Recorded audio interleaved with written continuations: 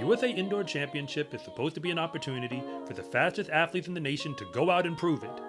But I've also known for a while now that college athletes belong among that group. But to be real with you, whenever I say the term college track and field, I'm really thinking about the Division I level, which is why it was as much a surprise to me as anyone that at the USA Indoor Championships this year, a specific group of college kids actually showed up to the meet, whom I was not checking for.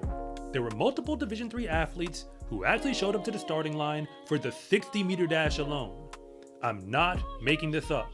On both the men's and the women's sides, Division III sprinters were among America's best. I admit that I actually did expect Sam Blaskowski of the University of Wisconsin at La Crosse to be on the starting line. He was there at the USA Indoor Championships last year and the year before that. And if you go all the way back to 2023, he actually made the final. He was a low 3-star recruit coming out of high school who evidently never found a landing spot in Division I.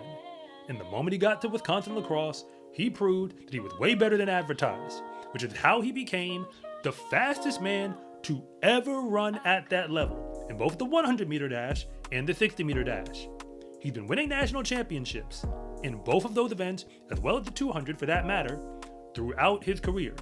And in a transfer portal era, where he has every excuse to hit the portal and find himself a new school to run at, he has chosen repeatedly to return to Division III. And last year he was even at the Olympic trials and made the semifinals in the 100.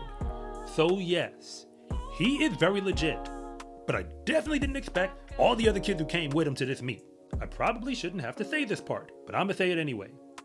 If you are a Division III sprinter who definitely doesn't get an athletic scholarship because they don't give them out at all at that level, no matter how fast you actually are, you were never supposed to be fast enough to represent at a USA Championship meet.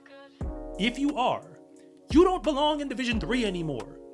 That's abundantly clear based on what you're putting on the clock. But the fact still remains that these athletes earned their way into the USA Championship meet. So who are they, and how exactly did they get here? Because apparently, you really don't even need a scholarship to be one of the fastest athletes in America. You just have to go out there and prove it, because the lanes on the track do not discriminate. And they definitely don't care what uniform you're wearing or what division you compete for. Since I attempt to follow college track and field pretty closely, I have to be honest that the most shocking athlete to show up on the starting line had to be Lauren Jarrett in the women's 60-meter dash, because she was running in the final. We're talking about a USA Indoor Championship final in that event, and she is a D3 athlete. Ironically, she also goes to the University of Wisconsin at La Crosse, just like Sam Blaskowski. But if you're new here, I want to say thank you for even making it this far into the video. And I'm Coach Rob, the founder of SCArecruiting.com, where I rank the best track and field recruits across the entire nation. And if anything that I say actually connects with you, it is always greatly appreciated if you would please like and subscribe. But if I don't, just let me know in the comment section, because I try to read them all. She recently broke the D3 collegiate record in the 60-meter dash, just like Sam Blaskowski. But beyond that, the story that led her to get to this meet, the exact same meet as her teammate on the men's side, is almost exactly the same as Sam's. I'm not making this up. All the stats I have to go off of tell me that she didn't run high school track all that much while she was at that level.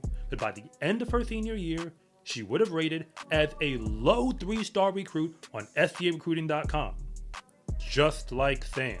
And she's also from the La Crosse, Wisconsin area, which makes a whole lot of sense how she ended up at the University of Wisconsin at La Crosse. And by the time her freshman year season of college was over, she had already proven she was a whole lot better than advertised, because she was an NCAA championship qualifier immediately in D3 indoors. And by the time she got outdoors, she was second overall in the 100 and the 200 at that level. And for the record, those points helped Wisconsin La Crosse win a Division III national title in outdoor track and field. But as a sophomore, when she came back to the outdoor meet, she won the 100 and the 200, and she also won the 60 indoors for what it's worth, considering she elected not to transfer, just like Sam, and is now competing as a junior. Everybody in Division III already knew she was the real deal. But then she went out and broke the collegiate record in the 60-meter dash, which is likely how she got invited to the USA Indoor Meet to begin with. And in that final race, she did not finish in the back either. She got 6th out of 8. But after her, there were 2 more D3 sprinters who showed up to the USA Meet on the men's side.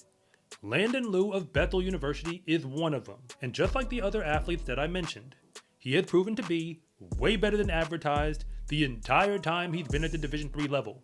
He's been a national championship qualifier and made the finals every year since he was a freshman, and he is a junior now. And there was also Davian Willems of the University of Wisconsin at Oshkosh. He finished second to Sam Blaskowski in the 100 at the D3 National Meet last year. But that's putting it mildly, because if Sam is the fastest to ever run at the D3 level, if you're focusing on the clock, Davian Willems is number 2 all-time for Division III. So as far as I'm concerned, the reason why it seems like all of these athletes from the D3 level were never really supposed to be this fast is because, historically speaking, nobody in Division III has actually ever been this fast. I'm not making this up.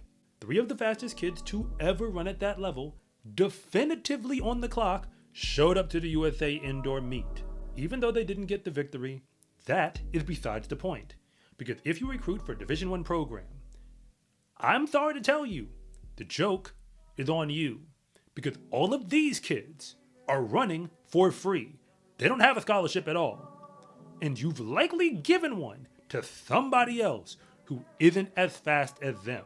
And for all the other athletes in D3 who are gonna have to face off with them going forward during the season, I apologize. Because it is always basically near impossible to get to the line ahead of one of America's best, even if they are disguised as a D3 sprinter. In the sport of track and field, race day is honestly the easy part, because all of the real work gets put in when nobody is watching. When you wear every day is training day gear, you can let the whole world know that your success in competition is not an accident. Order yours at scarecruiting.com/shop or use the link in the description below, and it always comes with free shipping. It's a huge support to me and this channel, and if you want more from me beyond this video, on scarecruiting.com, you can get a ton of resources, like my free recruiting guide, online courses, and much more, including the option to meet with me one-on-one, where my specialty is helping you figure out which schools might actually be the best fit for you. And if nothing else, and you really just want to see more content like this, it is always greatly appreciated if you would please like and subscribe.